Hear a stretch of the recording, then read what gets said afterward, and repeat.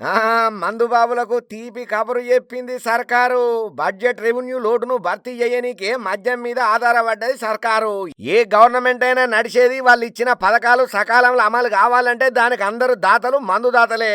ఇక మందు మీదనే డిపెండ్ అయినటువంటి సర్కారులు మద్యం అమ్మకాల సమయాన్ని ఎక్కువ చేసింది. అర్ధరాత్రి 1 గంట దాకా మద్యం అమ్మకాలు ఉండేటట్లు ఉత్తర్వులను కూడా జారీ చేసింది. ఆర్డర్లను పాస్ చేసింది. రెవెన్యూ లోటును భర్తీ చేయడానికి వేరే గత్యంతరం లేక రాష్ట్ర వ్యాప్తంగా బీర్ల అమ్మకాలు వసూలు చేస్తున్నటువంటి ఎక్సైజ్ ట్యాక్స్ ను దీనికి సంబంధించిన ప్రతిపాదనలను అప్పట్లోనే బడ్జెట్ లో సైతం చేర్చింది ఆ సర్కారు. దీనివల్ల సంవత్సరానికి ఖజానాకు అదనంగా 1200 కోట్ల రూపాయల ఆదాయం చేకూరబోతున్నది. మద్యం అమ్మకాల ద్వారా వచ్చే ఆదాయం భారీగా పెరుగుతున్నది. ఈ ఏడాది మార్చి 31 నాటికి ముగిసినటువంటి 2022-23 ఆర్థిక సంవత్సరంలో బీర్ల అమ్మకాల ద్వారా మాత్రమే 800 కోట్ల రూపాయలు వచ్చినాయంట. ఆ ఆర్థిక సంవత్సరానికి మొత్తానికి 390 కోట్ల 66 లక్షల కార్టన్ బాక్సుల మేర బీర్లు అమ్ముడుపోయినాయంట.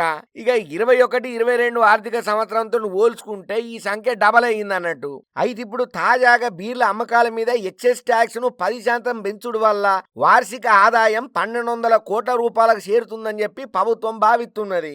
ఆ ఆదాయాన్ని మరింత పెంచుకోవాలంటే తప్పదు, టైమింగ్ పెంచాలి. అందుకనే మద్యం దుకాణాల సమయాన్ని పెంచిండ్రన్నట్టు.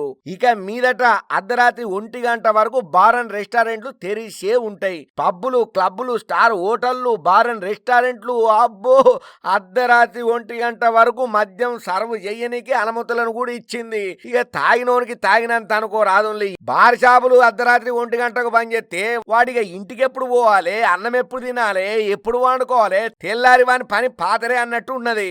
అయితే అసలు ముచ్చట ఎప్పుడు మర్చిపోయినా, ఇది మన దగ్గర కాదు, బెంగళూరులోనే 1 గంట వరకు బార్ అండ్ రెస్టారెంట్లు తెరిచే ఉంటాయంట. దీన్ని స్వయంగా చెప్పింది అక్కడి ముఖ్యమంత్రి సిద్ధరామయ్య. కర్ణాటకలో అధికారం కాంగ్రెస్ ఉన్నది. ఆ పార్టీ సంచలన నిర్ణయాన్ని తీసుకున్నది. బెంగళూరులో దీనికి సంబంధించిన ప్రతిపాదనలు కూడా అప్పట్లోనే బడ్జెట్ లో సైతం చేర్చింది సిద్ధరామయ్య సర్కారు. ఇదంతా ముచ్చట ఏదో ఇంటుంటే అట్టిట్టు అనిపిస్తున్నది. మందుబాబులకు ఇష్టంగానే ఉంటది గాని మరి అక్కడ కర్ణాటకలో కూడా ఉన్నది కాంగ్రెస్ సర్కారే, ఇక్కడ ఉన్నది తెలంగాణలో కాంగ్రెస్ సర్కారే. కొంపదీసి ఇక్కడ కూడా 1 గంట వరకు బార్లు, రెస్టారెంట్లు, పబ్బులు, క్లబ్బులు తెరిచే ఉంచుతాము, సర్వీసులు చేసుకోవచ్చని కొంపదీసి రేవంత్ రెడ్డి అన్న అయితే నిర్ణయం తీసుకోడు కదా, తీసుకోవద్దనే కోరుకుందాం. ఎందుకంటే ఇప్పటికే ఈ మందు దాగిన మందు బాబులు మద్యం మత్తులలో ఎన్ని అరకతలు చేస్తున్నారో, ఎన్ని కథలు పడుతున్నారో, ఎన్నిటిని జీవితంలో కోల్పోతున్నారో, ఎంత అట్టడుగు స్థాయికి ఆర్థికంగా, మానసికంగా అన్ని విషయాలలో కుంగిపోతున్నారో దయచేసి ఒక్కసారి ఆలోచించి సాధ్యమైనంత వరకు ఈ మందు జోలికి పోకుండా ఉంటే అదే 10,000 అని అంటున్నారు ఈ ముచ్చటరికైనా అమ్మలక్కలు.